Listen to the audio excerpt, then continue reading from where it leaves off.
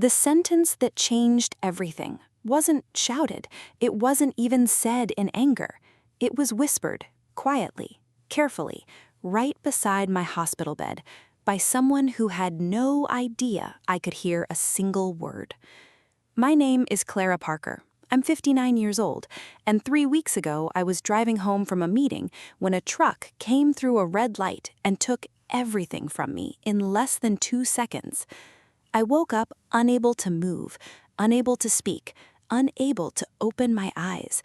The room smelled of antiseptic and something faintly floral. Someone had brought flowers, and my mind was completely, terrifyingly awake. When I recognized the voices around me, I felt relief before I felt fear. My family was there. People I had spent my whole life loving were gathered in that room, and even through the darkness, some part of me exhaled. Then the conversation changed. It was subtle at first, just a shift in tone, a pause that lasted a beat too long, and suddenly the words stopped sounding like grief and started sounding like something I couldn't name, but instantly recognized. The room no longer sounded like people waiting for me to recover. It sounded like people adjusting to the idea that I never would. I wanted to believe I had misunderstood. I prayed I had. But with every quiet sentence that followed, hope became harder to hold on to. I stayed perfectly still. I controlled every breath, and I listened to every single word. If you realized someone you trusted was hiding their true thoughts until they believed you couldn't hear them, would you speak up immediately or keep listening until you knew the whole truth? I don't know how long I had been awake before I understood what awake actually meant in that room. There was no light, no movement, only the steady mechanical rhythm of something breathing on my behalf and the occasional soft footstep passing outside my door. I kept telling myself I had misunderstood. Fear does strange things to the way people speak. I had stood in hospital corridors myself, said things I didn't mean, reached for words that came out wrong, because grief has its own vocabulary and it rarely makes sense to anyone listening. The door opened. A doctor's voice, measured, professional, spoke to someone just inside the room. Her brain activity is encouraging. The next 48 hours will tell us more. Talk to her if you can. Familiar voices help. Then my daughter's voice, closer than I expected. So she can hear us? A brief pause. We believe so, yes. The room shifted. I felt it the way you feel a change in weather before it arrives. My son came in next, then Richard, my husband of 31 years, who always squeezed my hand exactly twice whenever he sensed I was anxious. 3 days before the accident, he had done exactly that across the kitchen table when I mentioned how tired I had been feeling. I had looked at him and felt completely safe. The doctor left. For a few minutes, the conversation was everything I needed it to be. My daughter crying softly, my son telling her it was going to be fine, Richard standing close enough that I could hear him breathing. Normal, frightened, real. Then my daughter stepped into the hallway to take a phone call. A nurse followed shortly after, pulling the door behind her until the room went almost completely quiet. A long silence settled, the kind that doesn't happen by accident. Richard shifted in his chair. I could hear him take a slow breath. When he finally spoke, his voice was low and careful, shaped the way you shape words when you've been waiting to say them. Sooner or later, we'll have to decide. We can't keep putting this conversation off. My son didn't answer immediately. The silence between them had weight. When he finally responded, his voice was cautious in a way it had never been around me before. Not yet, Dad. Not here. For one impossible second, I searched for another meaning, any other meaning. Something cold moved through me that had nothing to do with the temperature of the room and the version of events I had been desperately constructing, the innocent explanation, the fear-talking, the grief that makes people say things they don't mean, quietly began to collapse. I wasn't afraid of what the accident had done to my body anymore. I was afraid of what it had revealed about the people waiting beside it. If you were in my place, would those 3 words have changed the way you saw your family, or would you still have believed there had to be another explanation? I replayed those 7 words the way you replay a sound you're not sure you actually heard. Sooner or later, we'll have to decide. I turned them over slowly, testing each one for an innocent meaning, looking for the version of that sentence that didn't frighten me. Maybe they were talking about the house. Someone needed to water the plants, collect the mail, handle the small practical things that stop making sense when a family is living between a hospital and a waiting room. Maybe that was all it was. The door opened and my daughter came back in, and just like that, the atmosphere shifted the way it does when someone emotionally present enters a room. She took my hand. Her fingers were warm, and she held on with the particular gentleness of someone who is afraid that holding too tight might somehow cause more harm. "The doctor seems cautiously optimistic," she said to no one in particular. "That's something," my son agreed quietly. Even Richard's breathing changed, slower, less guarded. For a few minutes, the conversation returned to something I recognized: how the night had gone, whether I seemed different today than yesterday. Small, careful observations that people make when they are watching someone they love for signs of life. I let myself believe, just briefly, that I had misread everything. Then Richard's phone buzzed. He stepped toward the window to check it, and I heard the particular silence that follows when someone reads something they don't want to read in front of other people. "Everything okay?" my son asked. "Fine," Richard said. One word, flat and deliberate in the way that fine never actually means fine. A few minutes passed.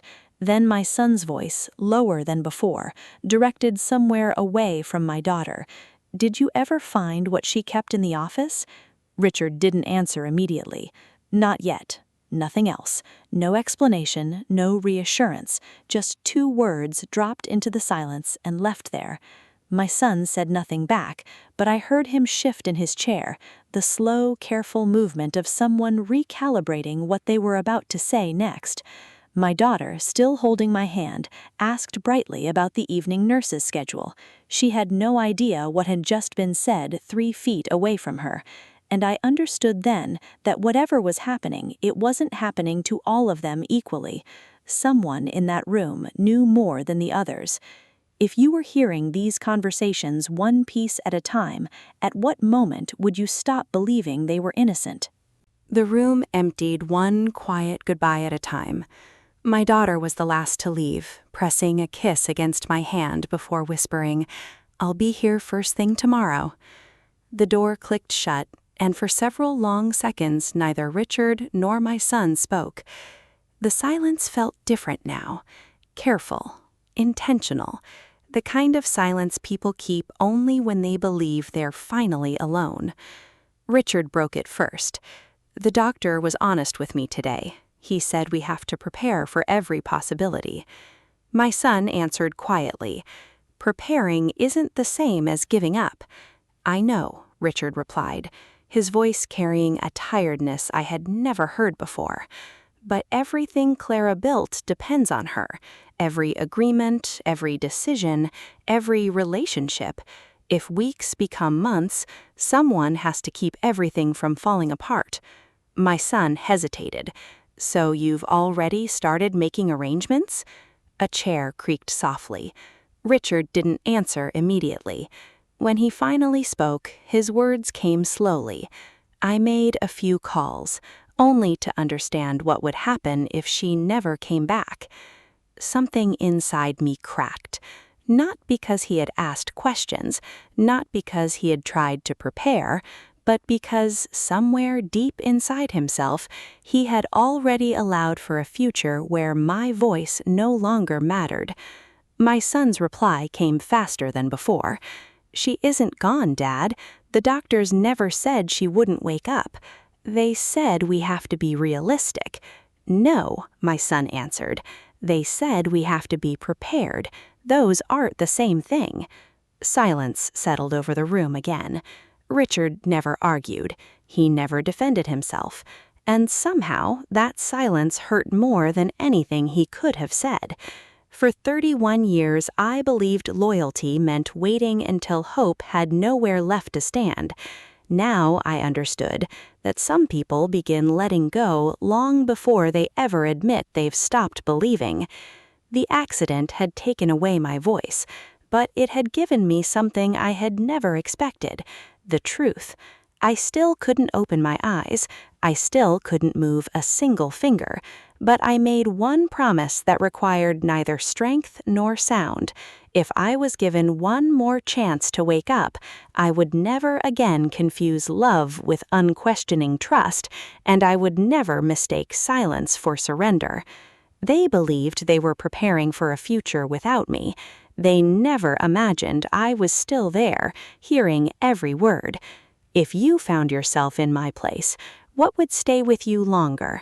The practical decisions they made, or the moment you realized they had quietly stopped believing you were coming back? Richard's chair scraped softly against the floor. Neither of them spoke again. Then, for the first time since the accident, I felt something I hadn't felt before: a faint pull in my right hand. It was barely there, so small I wondered if I had imagined it. But a second later, the heart monitor changed its rhythm. "Dad," my son whispered, "did you see that?" The chair moved again, faster this time. "Nurse," he called, his voice breaking for the first time all day. Footsteps rushed toward the room.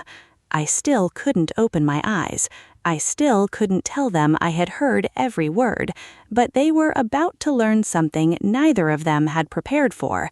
I was still here, and if I was given another chance at life, they would never mistake my silence for surrender.